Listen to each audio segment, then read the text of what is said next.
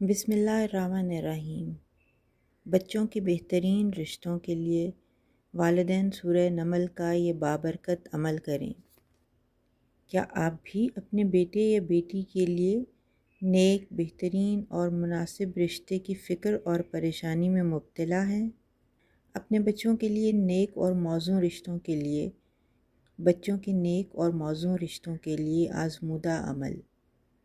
نماز عشاء کے بعد اول و آخر 3 مرتبہ درود پاک پڑھیں۔ اس کے بعد سورہ نمل کی تلاوت 1 مرتبہ کریں۔ جب آیت نمبر 62 پر پہنچیں تو اسے 3 مرتبہ پڑھیں۔ امن یجیب المضطر اذا دعاہ ویکشف السوء۔ یہ آیت مبارکہ 11 دفعہ پڑھنے کے بعد سورہ نمل مکمل کریں اور اپنے بچوں کے لیے نیک، بہترین اور بابرکت رشتوں کی دعا کریں۔